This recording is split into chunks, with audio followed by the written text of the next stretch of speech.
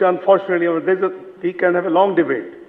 Unfortunately, only one indicator would tell you when the policy rate went up, which was the lowest 5.25 in 2017, to 22%, you don't need rocket science. The 2000 debt servicing shot up to 10,000 billion, virtually 10,000 billion within no time, almost 5 times. So you had a very bad. We saw the graphs which Dhaka Saab shown every 10 years, decades. So the things we can analyze, we can sit and analyze where things went wrong. Obviously, these reforms, as I said, complement the macroeconomic stability that Pakistanis demand and deserve. I would say a few words. Those who sometimes spread hopeless attitude, I always encourage my friends of business community, particularly the last interaction I had was as Finance Minister in 2023 budget. And I won't name them. They would come, business leaders of Pakistan. And in accordance with the previous practice, I engaged them and discussed, because I always think that you never know what golden proposal can come last minute and which should be accommodated. But I think majority of them, when invited and obviously not together but separate for federation, key chambers, etc., they would show great discontentment and disappointment, and they would say they are thinking to sell off the business. I'm talking May 2023, April and May 2023, not too far long. And I said, what is the problem? I said, well, obviously businesses were down and growth was almost nil there. Costs had gone up, 22%. The policy rate. Who can afford a business? It's better to put, I'm sure, money in the treasury bills and have 22%. Which business will give you net of 22%? I'm sure very few.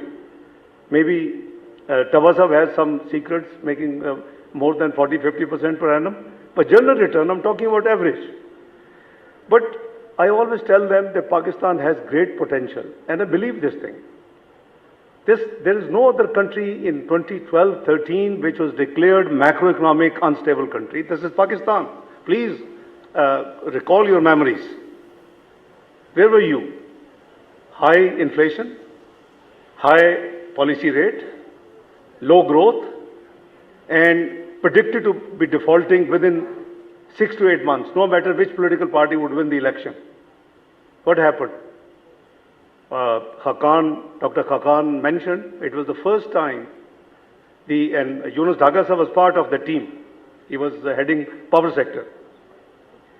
The first time Pakistan completed the country, which was known to be 2 or 3 tranche country and runs away after taking upfront money. The first time it delivered the whole structural program of 12 successful, the reviews. And where did we reach in 2017? We are not talking any other country, we are talking Pakistan. Macroeconomic stable country, interest rate down to one of the lowest, 5.25, export refinance 3.25, growth 6.3%, reserves still not beaten the maximum, crossed 25 billion, close to 26 billion.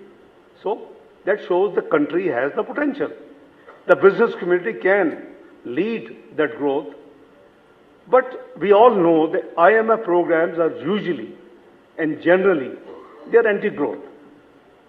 So the focus of this government is fully that having achieved this stability, and by the way, don't forget 2017, Google please now, what was written about Pakistan economy. Don't look towards neighbor, look to Pakistan. And all rating agencies upgraded your ratings. I went to float sovereign paper, 500 million euro bonds. I was offered 14 times, 7 billion. We only picked up 2 billion. So Pakistan has the potential. It's only a matter of going in the right direction and stopping this cyclical nonsenses in this country. And I was the one who, as the finance minister, kept repeating every year, 2013, 2014, 2015, and Dr. Khakan was part of, again, the economic team in the Ministry of Finance. And we used to give 3 years medium-term macroeconomic framework. 2013 में 2013-16 का दिया, 14-17 का दिया, and kept begging for a charter of economy. But we only care for politics. Nobody paid any heed. And then you were predicted by 2017, you reached 24th global largest economy. You were only 4 notches away from entering the premium economic club of the world, G20. That's what you deserve. You're already nuclear power. God has blessed you with missile power. And the only thing lacking is the full economic flotation and independence. Can Pakistan have it? Of course, indeed. This is my belief, my faith. I would not be joining the government and serving now if I didn't have that belief. We are only 4 notches away. What happened to the same country? This political gimmicks and instability in the country, where it led to. By 2022, you fell to 47th economy of the world. And within next few months, you were predicted to default. I was asked September 2022, 4th time to take up. Every time there's a mess, economic mess, then I'm called upon to come and rescue. And what was being asked at that time? They were giving dates. Again, see the Googles. They were giving dates. Pakistan will default that day. Pakistan will default with that day. Last one's in May 2023. Fitch gave a date that they will default by 30th of June 2023, the max. And I kept saying, as Finance Minister of Pakistan, IMF or no IMF, Pakistan will not default. And I meant it. And I worked for that with the team. And alhamdulillah, Pakistan didn't default. So you see, this country has resilience. This leadership in the business community, Pakistan has the acumen. They know how to make money. They know how to take the economic cycle forward. So we are the enablers. And rightly said by one of the panelists, that government must exit from the business. This is the key priority of this government. After PIA, we would be unbundling and unwinding many other areas.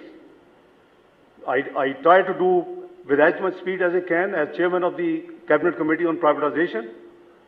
So our focus is that discos, all these loss-making entries must be get rid of, must be privatized.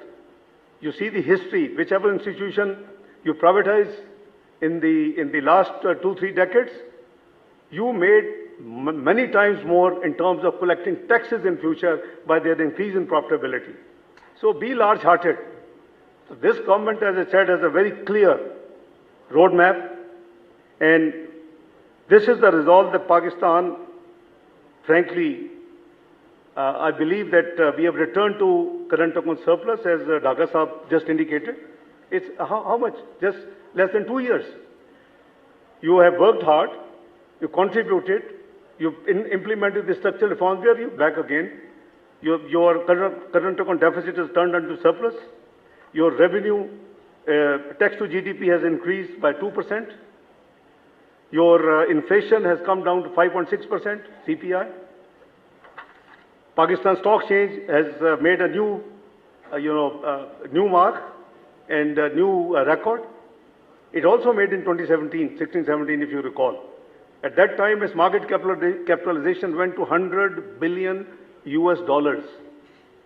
at that time.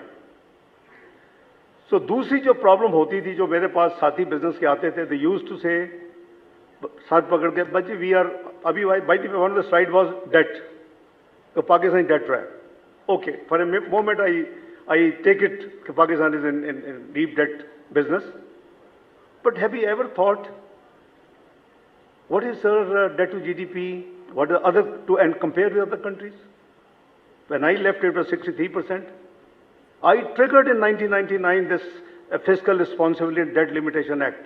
It was not imposed by IMF or any other foreign country. It is self-imposed, 60%. When I came back, In 2022, it was 73%. It has now gone again under 70%. But what US has, 109% debt to GDP. What UK has after COVID, 100% debt to GDP. But Japan has 250%. नायब वज़ीर आज़म और वज़ीर ख़ारजा इसहाक़ डार तकरीब से खिताब कर रहे हैं। भारतीय नेशनल सिक्योरिटी एडवाइज़र का बयान गैर जिम्मेदाराना करार, तर्जुमान दफ्तर ख़ारजा की जानिब से कहा गया है। भारतीय नेशनल सिक्योरिटी का बयान गैर जिम्मेदाराना करार दिया गया है। तारीख का बदला लेने का बयान इश्तियाल अंगेज़ और गैर जिम्मेदाराना है, तर्जुमान दफ्तर ख़ारजा की जानिब से कहा गया है। भारतीय नेशनल सिक्योरिटी एडवाइज़र की जानिब से बयान दिया गया जिसको गैर जिम्मेदाराना करार दिया गया है। तर्जुमान